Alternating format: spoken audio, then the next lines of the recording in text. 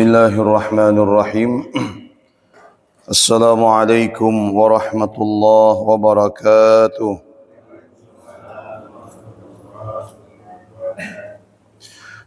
نويت التعلم والتعليم والإفادة والاستفادة والتذكر والتذكير والنفع والانتفاع والحث على تمسك بكتاب الله وسنة رسول الله والدلالة على الهدى والدعاء على الخير اللهم صل على سيدنا محمد الفاتح لما أغلق والخاتم لما سبق ناصر الحق بالحق الهادي إلى صراطك المستقيم وعلى آله وصحبه حق قدره ومقداره العظيم سبحانك لا علم لنا إلا ما علمتنا إنك أنت العليم الحكيم رب اشرح لي صدري ويسر لي أمري واحلل عقدة من لساني يفقهوا قولي صلى الله على سيدنا محمد وعلى آله وصحبه وسلم والحمد لله رب العالمين الحمد لله رب العالمين وبه نستعين على أمور الدنيا والدين والصلاة والسلام على أشرف الأنبياء والمرسلين سيدنا محمد وعلى آله وصحبه أجمعين قال المصنف رحمه الله ونفعنا وبعلومه في الدارين إلى أن قال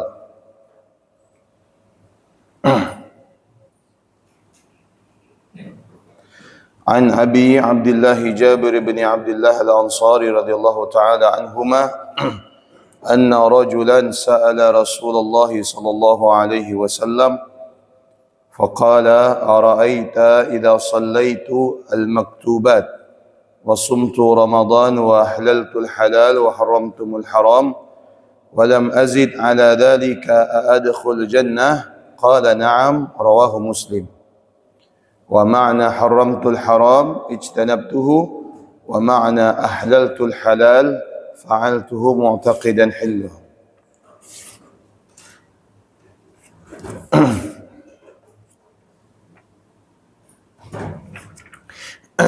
Hadis yang ke-22 At-tariqu ilal jannah, jalan menuju surga. Hadis ini diriwayatkan oleh Abi Abdullah Jabir bin Abdullah Al-Ansari radhiyallahu ta'ala an. Wa qila Abi Abdurrahman wa qila Abi Muhammad Jabir bin Abdullah Al-Ansari radhiyallahu ta'ala anhuma wa qad kana min aqabir as-sahabah wastashhada Abdullah hadha bi Uhudin. Sayyidina Jabir bin Abdullah radhiyallahu anhuma adalah merupakan dua orang ayah dan anak yang beriman kepada baginda Nabi sallallahu alaihi wasallam. Seringkali kita mendengar nama sahabat ini seakan-akan tidak asing. Jabir bin Abdullah radhiyallahu anhuma, dan merupakan waqad kana min akabiris sahabah. Kedua-duanya ini adalah merupakan termasuk daripada sahabat Nabi SAW dari kalangan senior. Berarti umurnya itu termasuk umur orang-orang tua. Orang-orang tua. Sahabat Nabi itu terbagi menjadi dua. Ada yang senior, ada yang junior. Senior itu seperti Jabir, Abdullah, termasuk Jabir dan Abdullah ayahnya, Hamzah bin Abdul Muttalib, Abbas bin Abdul Muttalib. Ya. Sahabat yang junior seperti Abdullah bin Mas'ud, Abdullah bin Umar, Abdullah bin Abbas, Abu Hurairah dan seterusnya. Ya, itu dari kalangan umur. Jabir bin Abdullah ini kedua-duanya baik ayah maupun anak termasuk daripada sahabat Nabi yang usianya itu senior. Wastushhida Abdullah bi Uhudin. Adapun Abdullah ayahnya Jabir itu wafat ketika perang Uhud. Wafat ketika perang Uhud. Maka kemudian Nabi SAW berkata kepada anaknya yang bernama Jabir, tatkala wafat ayahnya yang bernama Abdullah, "Ai bunayya ala ubashiruka anna Allah azza wa jalla ahya abaka?" Wahai anak daripada Abdullah yaitu Jabir, maukah ku beritahukan kepada engkau bahwasanya Allah Subhanahu wa taala kelak akan menghidupkan ayahmu kembali? Maka kemudian faqala tamunnu faqala atamanna ya Rab an tu'ida ruhi wa turaddani ila dunya hatta aqtula marratan ukhra.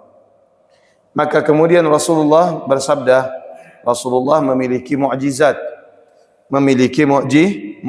mengetahui keadaan orang yang sudah meninggal, mampu dan dapat melihat bagaimana keadaan orang yang sudah meninggal, dan dapat berbicara kepada orang yang sudah meninggal.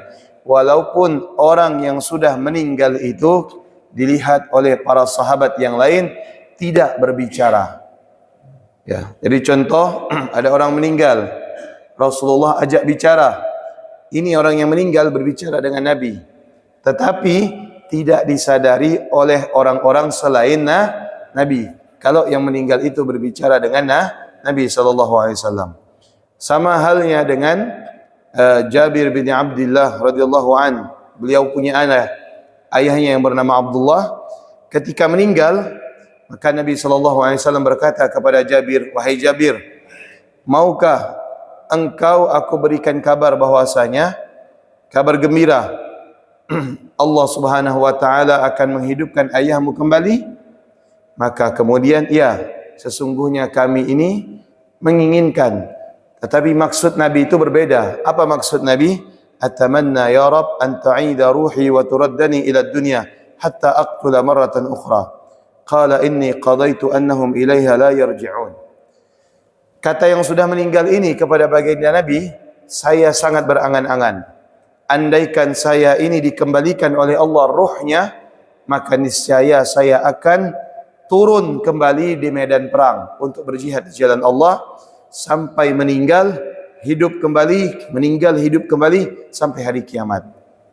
Itu yang diinginkan oleh para syuhada. Kalau orang yang meninggal dalam keadaan syahid, dalam keadaan berperang, mereka itu berangan-angan. Apa angan-angan mereka? Allah kembalikan lagi ruhnya, mereka hidup, jihad, meninggal, jihad, meninggal, jihad, meninggal, sampai hari kiamat. Adapun yang bukan syahid, ketika meninggal, mereka juga punya angan-angan. Apa angan-angan mereka? Beramal saleh. Hatta jaa ahadahumul maut, qala rabbirji'un, la'alli an a'mala salihan. Apa angan-angan mereka? Andaikan Allah mengembalikan kami ke dunia ini, maka pasti kami akan kembali dalam keadaan beramal soleh. Ya, dikatakan di dalam ayat lain, laula akhartani ila ajalin qarib fa asaddaqa wa akum minas salihin. Cita-cita, angan-angan yang lain juga ada. Siapa mereka? Orang yang sudah meninggal. Apa kata mereka? Laula akhartani ila ajalin qarib. Ya Allah, andaikan saya ini dikembalikan ke dunia, maka pasti saya yang memiliki harta ketika di dunia enggan untuk bersedekah, semua harta saya akan saya gunakan untuk bersedekah di jalan Allah. Ini semua punya angan-angan. Saking apa? Saking sudah mengetahui bagaimana keutamaan amal soleh. Baik itu jihad, baik itu salat, baik itu ngaji, baik itu bersedekah dan seterusnya. Sehingga dalam hal ini apa? Qala inni qadaitu annahum ilaihi la yarji'un. Kata Nabi SAW, tidak akan mungkin semuanya ini akan dituruti oleh Allah. Kenapa? Karena mereka telah menghadap kepada Allah. Allah Maha Kuasa mengembalikan orang yang sudah meninggal untuk hidup kembali. Tapi itu tidak akan mungkin. Kenapa? Karena orang yang sudah kembali ini oleh Allah dijadikan adalah orang-orang yang menghadap kepada Allah Subhanahu wa ta'ala. Andaikan itu terjadi, niscaya setiap orang menginginkan keluarganya yang sudah meninggal kembali lagi hidup di dunia. Apakah itu mustahil bagi Allah? Tidak mustahil, tapi tidak mungkin. Kenapa tidak mungkin? Karena sudah waktunya, ya, sudah ketentuan bahwasanya yang hidup akan meninggal. Betul? Akan meninggal. Andaikan ini semua dituruti oleh Allah, niscaya semua menginginkan bahwasanya orang-orang yang dicintai itu harus hidup kembali. wa kana alaihi dinun wa taraka haitan ay bustanan wa kana alaihi dainun wa taraka haitan ay bustanan fabadala Jabir li ghurama'ihi jami'a thamarahi falam yaqbalu wala radaw bil imhal walam yakun fi thamarihi kifayah dainahum fadzakara dhalika lin nabiy sallallahu alaihi wasallam fa amara bi jidhiha ay qat'iha wa ja'ala kullu sinfin ala haddatin thumma tafa sallallahu alaihi wasallam biha wa amarahu ay yakila bi wahidin minha fawaffa ad-dain wa fadala ba'dahu asa' katsira. Ini Jabir suatu kali punya hutang. Punya hutang. Kemudian sebagai jaminannya itu adalah kebun kurma. Jadi beliau itu punya hutang kepada seseorang, kebun kurmanya itu dijadikan sebagai jaminan. Berarti namanya rahan. Rahan itu gadai. Digadaikan. Maka tak kala dihitung hasil daripada kebun kurmanya tidak sebanding dengan hutangnya. Tidak mencukupi untuk membayar hutang. Lalu bagaimana? Datang kepada Nabi, lapor. Ya Rasul, saya ini punya hutang. Saya punya hutang. Hutang saya itu begitu banyak. Sehingga jaminan saya itu tidak menyamai. Ya, tidak sama. Tidak cukup untuk melunasi hutang-hutang saya. Lalu bagaimana? Kata Rasulullah, yuk kita pergi ke kebun kurma engkau. Pergi. Begitu pergi, maka Rasulullah kemudian mengelilingi kebun kurma punya Jabir. Setelah dikelilingi oleh baginda Nabi, maka kemudian Nabi memerintahkan untuk menurunkan hasilnya semuanya. Setelah diturunkan ternyata hasilnya cukup untuk membayar hutang. Hasilnya cukup untuk membayar hutang. Bahkan dikatakan di sini hasilnya melebihi daripada hutang yang dimiliki oleh Jabir radhiyallahu anhu.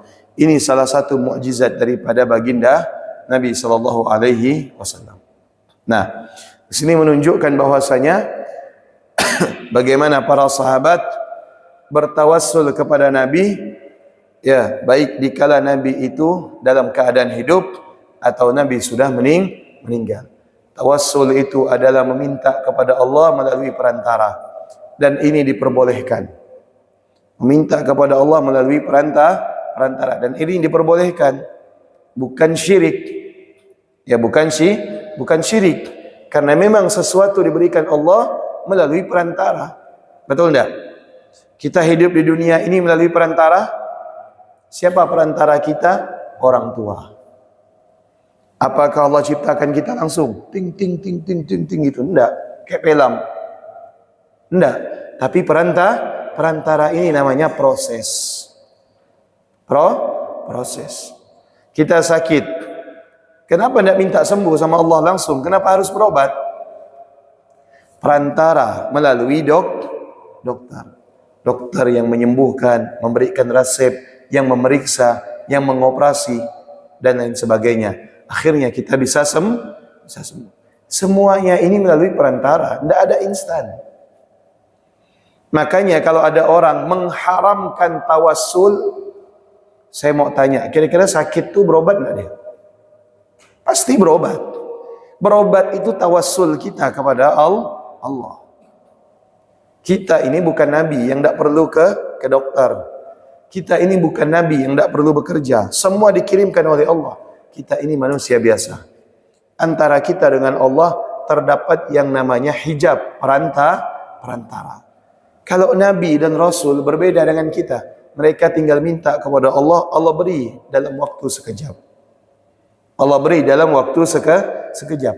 Tapi karena kita bukan nabi, kita bukan rasul, maka kita minta kepada Allah melalui perantara. Nabi sudah meninggal, apa bisa memberikan syafaat? Bisa. Sangat bisa.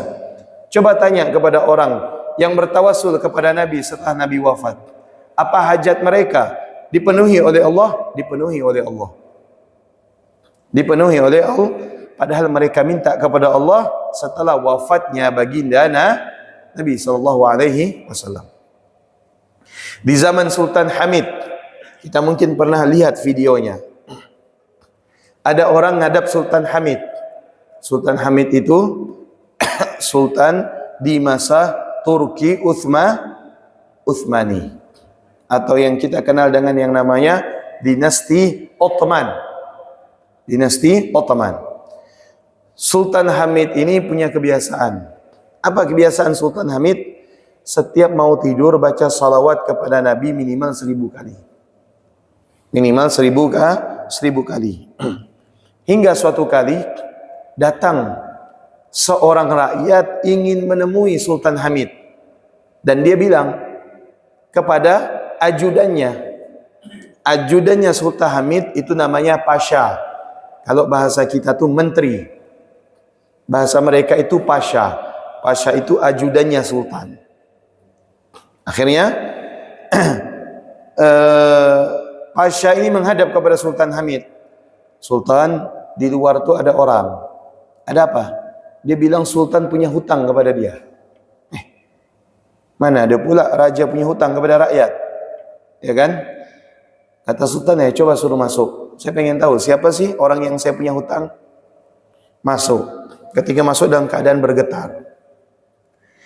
Ketika masuk ditanya sama Sultan, apakah saya punya hutang kepada engkau? Kata dia, iya, engkau punya hutang kepada saya. Kapan? Di mana? Ada perjanjian? Saksinya siapa? Berapa saya hutang? Sebab apa saya berhutang? Kata dia, begini ceritanya. Saya ini punya hutang di pasar sama salah satu toko makanan. Begitu hutang saya jatuh tempo, saya tidak punya harta sama sekali untuk membayar hutang saya. Maka saya salawat kepada baginda Nabi SAW. Salawat. Tiap malam saya salawat. Ternyata baginda Nabi datang di dalam mimpi saya. Apa kata baginda Nabi? Wahai umatku, kalau engkau ingin hutangmu lunas, kau pergi ke Hamid, ke Abdul Hamid, minta kepada dia agar membayarkan hutangmu. Maka saya pergi ke engkau agar engkau membayarkan hutang saya. Maka kata Sultan Abdullah Hamid, apakah demikian Rasulullah? Iya, Rasulullah datang dalam mimpi saya, minta supaya engkau membayarkan hutangmu. Akhirnya Sultan Abdul Hamid kemudian nangis. Kenapa Sultan Abdul Hamid nangis? Ternyata orang tadi itu membawa pesan apa? Bukan hanya hutang, tapi membawa pesan bahwasanya, wahai Abdul Hamid, sesungguhnya engkau lupa membaca salawat kepadaku ketika akan tidur. Akhirnya Sultan Abdul Hamid sadar, memang betul, tadi malam dia itu lupa salawat kepada Nabi. Saking capeknya, banyak pekerjaan, banyak tugas negara, hingga membuat beliau itu terlelap. Lupa yang namanya beliau itu salawat. Kata Sultan Abdul Hamid, betul, memang tadi malam saya lupa membaca salawat. Akhirnya ditanya, berapa hutangmu? Sekian, dikasih. Nih, ambil. Ditanya lagi, berapa hutangmu? Misalkan 1 juta, tambah 1 juta. Jadi berapa? 2 juta. Ditanya lagi sama Sultan Abdul Hamid, berapa hutangmu? 1 juta. Dikasih lagi 3 juta. Ditanya lagi, berapa hutangmu? 1 juta. Dikasih lagi 4 juta. Sampai dikatakan itu tangan rakyatnya itu penuh dengan uang, kantong uang. Akhirnya menterinya ini melihat, ini ngapa pula begini nih? Akhirnya menteri ini bilang, udah, ente keluar. Kalau begini bisa habis uang raja. Akhirnya dia keluar. Nangis ini yang punya hutang. Bawa uang begitu banyak untuk melunasi hutangnya dan untuk memenuhi kebutuhan hidup. Apa kata Sultan Abdul Hamid? Andaikan dia tidak lari, maka semua harta yang aku miliki aku berikan kepada orang tersebut. Karena melaluinya Rasulullah menegurku. Bahwasanya aku lupa membaca salawat kepada Nabi SAW. Makanya kita diberikan keistimewaan oleh Allah, bahwasanya Allah menjadikan Nabi bukan saja di zaman sahabat ketika masih hidup, di zaman sekarang ini walaupun Nabi sudah wafat, boleh bahkan dianjurkan apabila kita punya hajat untuk menyertakan nama Nabi kita Muhammad agar hajat kita itu dikabulkan oleh Allah Allah Subhanahu wa taala. Allahumma shalli ala sayyidina Muhammad. Itu keutamaan tawasul. Bagaimana tawasul dengan selain daripada Nabi Muhammad? Boleh. Tawasul melalui orang tua kita sendiri boleh. Ya, boleh. Ya Allah, karuniakan saya rezeki berkat kesalehan orang tua saya. Boleh. Ya Allah, karuniakan saya kesehatan berkat kesalehan guru ngaji saya. Boleh. Tidak masalah. Tidak ada yang melarang. Bahkan diceritakan di dalam Sahihul Bukhari bagaimana ada 3 pemuda yang bertawassul melalui amal solehnya. Minta kepada Allah melalui amal solehnya. Ya, menunjukkan bahwasanya apapun bisa dijadikan media untuk meminta kepada Allah Subhanahu wa taala selama itu adalah dalam hal-hal yang diperbolehkan. Yang tidak boleh itu minta kepada Allah melalui hal-hal yang tidak diperbolehkan. Contoh, ya Allah, mudah-mudahan judi ini jadikan saya pemenang. Tidak bakal diberikan oleh Allah. Ini hukumnya haram. Ya Allah, mudah-mudahan dengan cara menipu orang ini saya menjadi orang kaya. Tidak boleh. Ya Allah, mudah-mudahan berkat Fir'aun, berkat Qarun. Tidak boleh. Ya, karena meminta melalui sesuatu yang dimurkai oleh Allah Subhanahu wa taala. Sayyidina Jabir bin Abdullah, beliau adalah termasuk sahabat yang mana beliau ini banyak meriwayatkan hadis. Bahkan dikatakan di sini beliau meriwayatkan kurang lebih 1540 hadis. 1540 hadis radhiyallahu anhu ajmain. Salah Rasulullah, Jabir bertanya kepada baginda Nabi. Apa pertanyaannya? Ara'aita, bagaimana menurut engkau wahai Rasul? Nih, dia ni minta pendapat Nabi. Apa pendapatnya? Beliau bilang kepada Nabi, andaikan saya salat 5 waktu, kemudian puasa Ramadan, kemudian mengerjakan yang diperintahkan dan menjauhi segala yang dilarang, apakah dengan mengerjakan ini cukup bagi saya untuk masuk ke dalam surga? Kata Rasulullah sallallahu alaihi wasallam, "Na'am, cukup. Apabila engkau mengerjakan yang tadi, engkau bisa masuk ke dalam surga." Nah, kalau kita melihat di sini apa perintahnya? Salat 5 waktu, puasa Ramadan, mengerjakan yang halal, menjauhi yang haram, masuk surga. Berarti rukun Islam dikerjakan cuma 2. Salat dan puasa. Adapun zakat tidak disebutkan. Betul tak? Haji tidak disebutkan. Apakah tanpa zakat, tanpa haji orang bisa masuk ke dalam surga? Bukan itu maksudnya. Maksudnya redaksi hadis ini kenapa tidak menyebutkan zakat dan haji? Karena pada saat itu belum turun perintah wajib zakat dan haji. Belum turun perintah wajib zakat dan haji. Sehingga yang dilakukan oleh mayoritas sahabat adalah solat puasa, solat puasa, solat puasa. Sedangkan perintah zakat belum turun, perintah haji juga belum turun. Kapan perintah haji itu turun? Perintah haji itu turun adalah ketika Nabi menaklukkan kota Makkah. Sedangkan di sini diceritakan Rasulullah masih berada di kota suci Madinah. Belum kembali untuk menaklukkan kota Mekah. Begitu juga perintah zakat turun setelah perintah puasa. Perintah puasa turun setelah perintah solat. Berarti menunjukkan bahwasanya ya, kita andaikan contoh, jangan berkecil hati melihat ada orang beramal soleh begitu banyak. Misalkan ada orang, dia selain rajin sholat, rajin puasa Senin Kamis, gemar sedekah. Sementara kita tidak mampu sedekah, karena Allah berikan kita rezeki yang pas-pasan. Dalam hati kita, seandainya saya punya harta banyak, saya mau sedekah. Jangan. Boleh saja kita berniat, tapi ingat, ya, ketika harta tidak kita miliki, lebih daripada harta tidak kita miliki, maka kita tidak dianjurkan untuk bersedekah. Apakah tidak cukup modal kita masuk surga? Cukup. Cukup dengan apa? Dengan solat dan puasa. Tanpa sedekah, karena memang keadaan kita tidak sama dengan ahli sedekah. Kalau misalkan kita sedekah, dengan sedekah harus baru masuk surga, berarti betapa sempitnya rahmat Allah. Betapa sempitnya rahmat Allah. Rahmat Allah luas. Kalau kita tidak mampu dengan bersedekah, lakukan amal lain.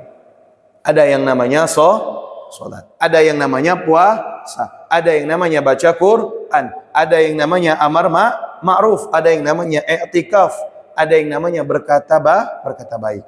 Cukup. Jangan akhirnya kita menggebu untuk menjadi ahli sedekah, ya, minta kepada Allah harta agar dijadikan ahli sedekah, maunya sedekah, solat tidak mau. Betul tak? Kan banyak kayak gitu. Sedekah rajin, begitu solat tidak mau. Dia kira masuk surga pakai sogok. Enggak. Ya. Dilihat oleh Allah, ente solat enggak? Ya, rugi rasanya, percuma ahli sedekah tapi tidak mau solat. Ahli sedekah tapi tidak mau puasa. Ahli sedekah tapi tidak mau baca Quran, rugi. Ya. Mindsetnya orang dengan sedekah, dia pasti dibalas oleh Allah. Betul? Dengan sedekah diberikan kemurahan oleh Allah. Dengan sedekah dimakmurkan hidupnya oleh Allah. Betul di dunia, tapi di akhirat ente tidak bakal mendapatkan pahalanya. Kalau tujuan sedekah seperti itu. Ya, tujuan sedekah seperti itu tidak akan dapat pahalanya. Apa yang anda inginkan di dunia diberikan oleh Allah. Usaha lancar, hajat terkabul, cita-cita diwujudkan oleh Allah. Tapi ingat, bukan di dunia saja kita ingin mendapatkan balasan, kelak juga di akhirat kita ingin mendapatkan balasan. Ini sahabat Nabi memberikan contoh bagaimana kemampuannya yang seperti itu, hanya sekedar solat, puasa, dapat menjadikan seseorang itu masuk ke dalam surga Allah. Karena Allah melihat bagaimana keteguhan, ketekunan, kesungguhan seseorang itu dalam menjalankan ibadahnya kepada Allah Subhanahu wa ta'ala. Mudah-mudahan kita semua termasuk ahli ibadah. Apapun ibadah bisa kita kerjakan dalam keadaan ikhlas. Amin ya rabbal alamin. Baik, satu sisi kita menilai hadis ini bahwasanya hanya amal yang menghantarkan orang ke dalam surga. Betul? Hanya amal. La yadkhulu ahadakumul jannah. Ya. Apa kata Allah Subhanahu wa taala di dalam Al-Qur'an? Udkhulul jannah bima kuntum ta'malun. Masuklah engkau ke dalam surga berkat amal yang engkau kerjakan. Itu firman Allah. Tapi dalam sisi lain Nabi berkata, la yadkhulu amalukumul jannah wa la yujirukum minan nar. Tidak akan memasukkan ke dalam surga, tidak akan memasukkan engkau ke dalam surga karena amalmu, dan tidak menyelamatkan engkau daripada api neraka, illa ayyataghammadani Allah bifadli wa rahmati, kecuali engkau masuk surga selamat daripada api neraka berkat anugerah rahmat daripada Allah. Ini seakan secara zahir bertolak belakang tak? Bertolak tak? Di dalam ayat Allah mengatakan masuk surga karena amal, tapi sabda Nabi mengatakan masuk surga dengan rahmat Allah. Lalu bagaimana kita memahami dua hal yang berbeda ini? Ternyata ini bukan bertolak belakang. Ternyata ini bukan kontradiksi. Ternyata ini bukan berlawanan. Tapi sesungguhnya ini adalah kesatuan. Bagaimana menyatukannya? Apa kata para ulama? Kata para ulama, kalau kita sadari kita beramal sebab rahmat Allah. Betul tak? Kita bisa beramal sebab rahmat Allah. Maka secara tidak langsung yang memasukkan kita ke dalam surga apa? Rahmat Allah. Kita bisa solat, kita bisa puasa, kita bisa sedekah, kita bisa umroh, kita bisa haji, kita bisa i'tikaf, kita bisa baca Quran. Sebab apa? Sebab rahmat Allah. Jadi rahmat Allah ini menjadikan kita beramal. Dengan beramal itu menjadikan kita masuk surga. Kalau begitu, kenapa Allah mengharuskan, kalau pada akhirnya sebab rahmat, kenapa mengharuskan dengan amal, dengan pahala? Kalau pahala puasa seperti ini, pahala solat seperti ini, pahala sedekah seperti ini. Kenapa Allah harus memberikan gambaran bagaimana pahala kepada kita?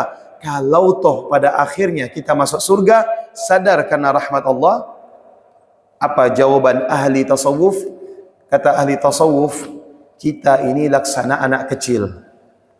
Tidak mau melakukan sesuatu kecuali diiming-imingi hadiah. Betul? Diiming-imingi hadiah. Anak kita tidak mau belajar, ayo belajar. Nanti abah belikan mainan, belajar.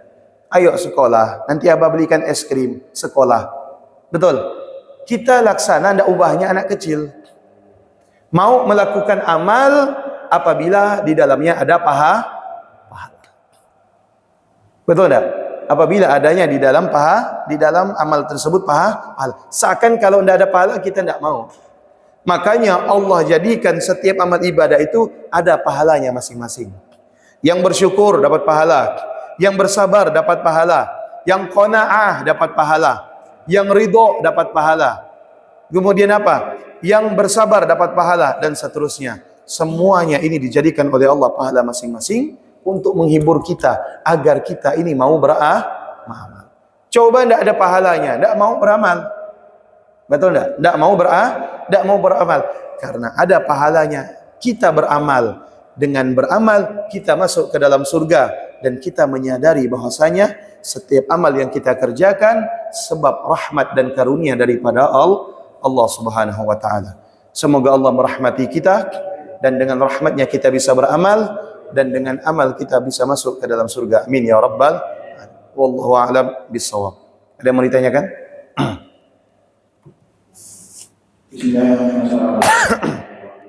Waalaikumsalam warahmatullahi wabarakatuh.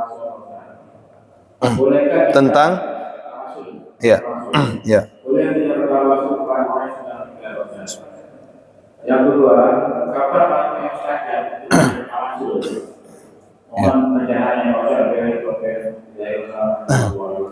Waalaikumsalam warahmatullahi wabarakatuh. Boleh bertawassul kepada orang yang sudah meninggal apabila orang yang sudah meninggal kita yakini kesalehannya. Bahkan Nabi bertawassul kepada siapa? Nabi Allah Musa. Peristiwa Mi'raj. Nabi naik ke langit. Dari langit pertama ada Nabi Allah Adam. Langit kedua ada Nabi Allah Isa dan Yahya. Langit ketiga ada Nabi Allah Yusuf. Langit keempat ada Nabi Allah Harun. Langit kelima ada Nabi Allah Idris. Langit keenam ada Nabi Allah Langit ketujuh ada Nabi Allah Ibrahim. Begitu Nabi naik ke Sidratul Muntaha, dapat perintah solat 50 waktu, turun ketemu Nabi Allah Musa di langit keenam. Di saat langit keenam, saya mau tanya, Nabi Allah Musa itu sudah hidup, masih hidup atau sudah meninggal? Masih hidup atau sudah meninggal? Zahirnya meninggal, tapi masih hidup di alam barzakh. Semua para nabi itu masih hidup, tapi di alam barzakh. Fi hayatil barzakhiyah. Di dalam kehidupan alam barzakh. Makanya mohon maaf, ada cerita ada orang ziarah kepada Nabi. Di depan makam Nabi dia memanjatkan doa. Ada salah seorang ngelihatnya tidak enak, lalu dia bilang, kenapa ente minta kepada Nabi? Bukankah Nabi sudah wafat? Mintalah kepada Allah yang tidak pernah wafat. Dijawab, enggak, sebelumnya begini. Dijawab, saya minta kepada Nabi karena saya yakin Nabi masih hidup di alamnya. Akhirnya yang negur ni bilang, kalau memang Nabi itu hidup, ente minta ini pulpen, hei Muhammad, ambil ini pulpen kalau dia masih hidup. Ditantang. Akhirnya yang berdoa ni bilang, tidak usah tanggung-tanggung ente kepada Nabi Muhammad. Ente minta kepada Allah, ya Allah, kalau memang engkau hidup, coba ambil ni pulpen dari saya. Akhirnya dia terdiam. Yang dimaksud di sini, Nabi itu hidup di alam barzakhiyah. Di alam barzakhi, semua para nabi masih hidup. Di alam mereka, alam barzakhiyah. Ya. Adapun alam dunia sudah bukan tempat mereka lagi. Karena memang ketika meninggal, manusia itu akan dipisahkan dari alam dunia, kemudian pindah ke alam barzah. Di alam barzah itu alam selain dunia, ada kehidupan. Tetapi kehidupannya berbeda dengan kehidupan kita. Sekarang saya tanya, ya, orang yang hamil yakin tidak kandungannya itu hidup? Yakin tidak? Yakin. Tapi saya tidak yakin. Kenapa? Buktinya, kenapa tidak keluar dari perutnya? Belum.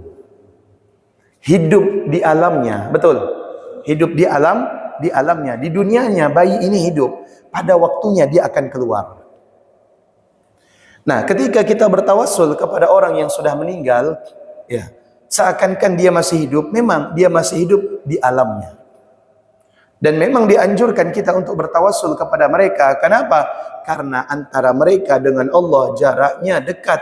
Berbeda dengan kita di dunia dengan Allah jaraknya jauh.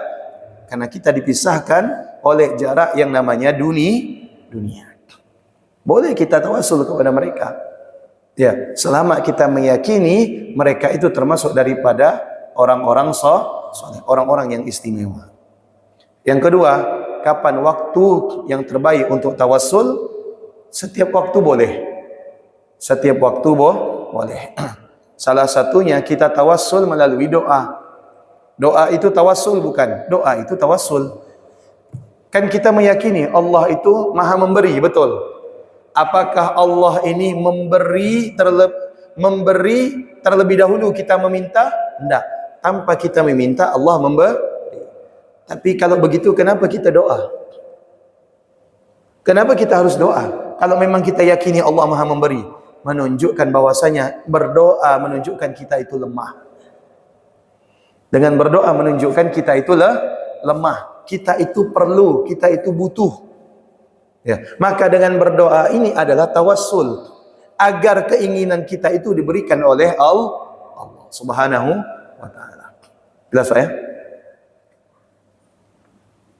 Ibu. Waalaikumsalam.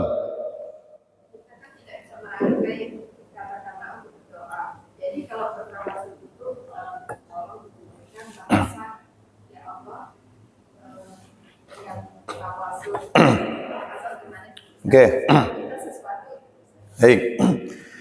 Suatu kali ada orang yang buta datang kepada Nabi mengeluh kalau dia itu tidak bisa melihat.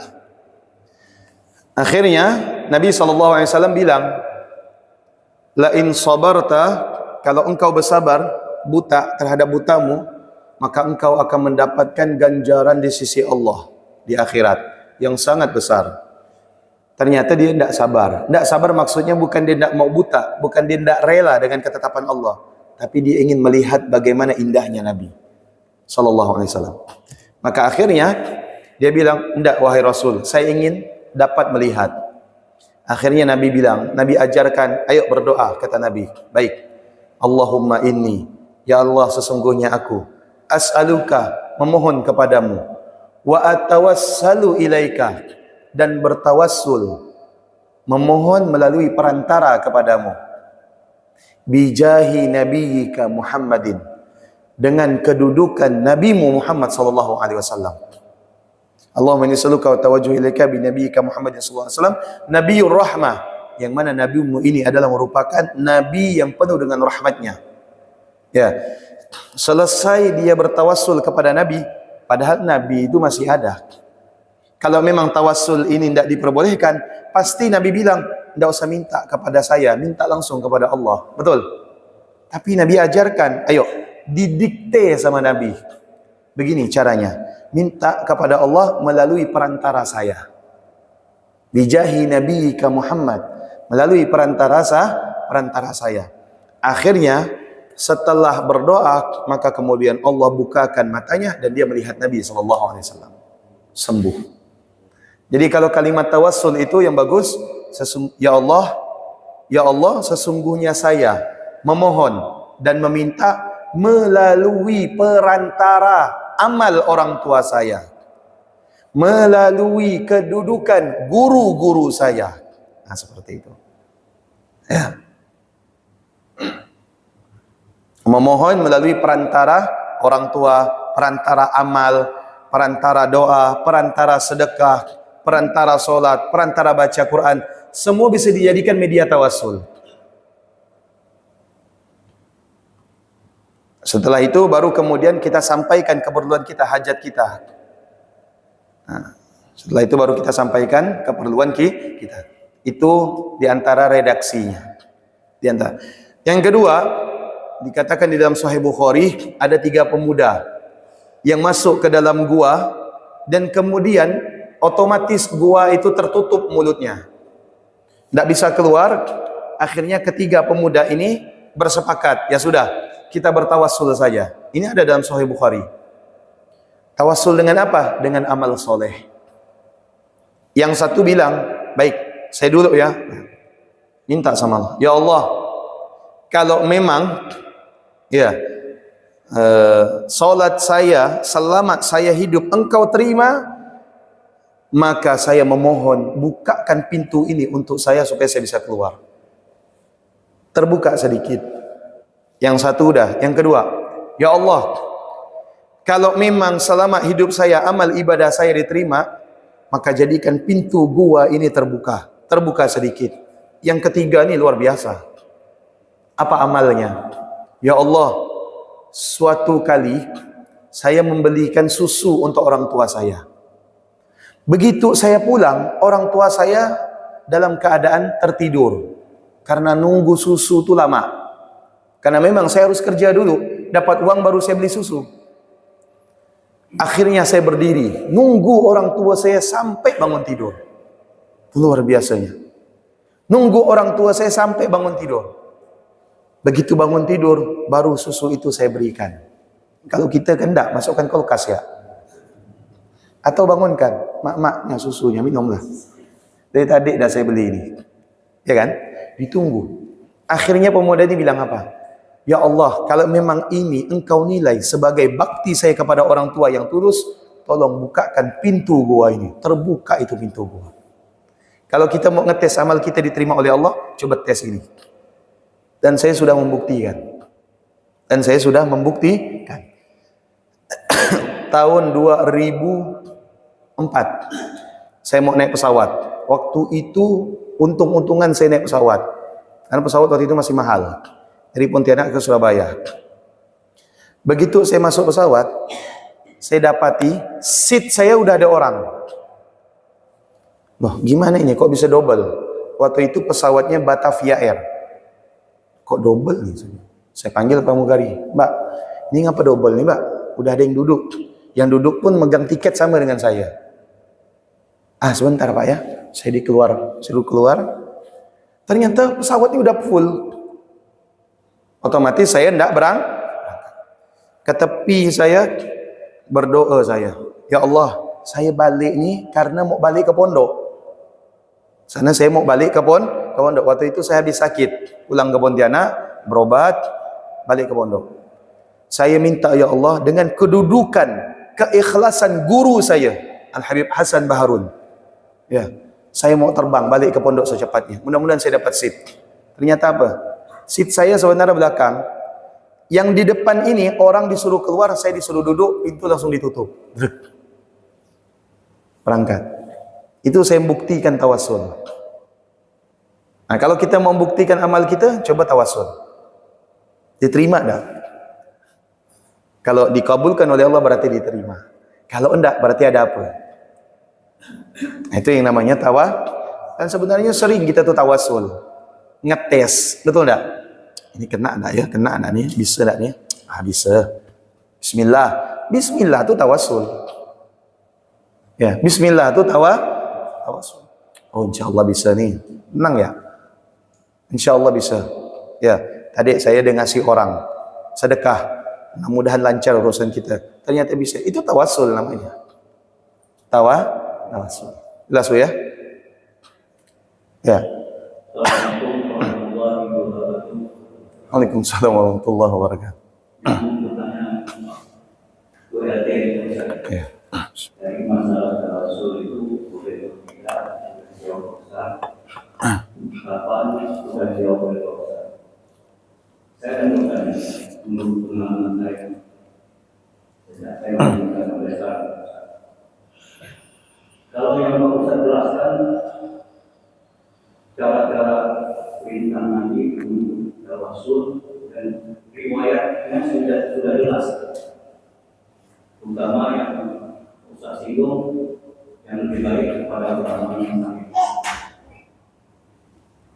Kalau mendengar riwayat orang yang menuntut ilmu ingin mengenal ilmu dan doa, Orang yang menuntut ilmu ingin mengetahui tentang doa tawasul, ya. itu mungkin yang akan paham.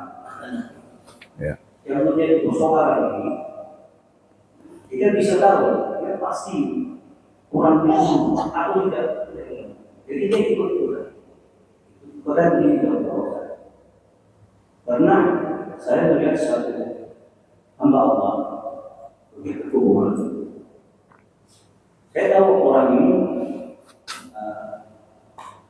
sholat pun tidak. Ya.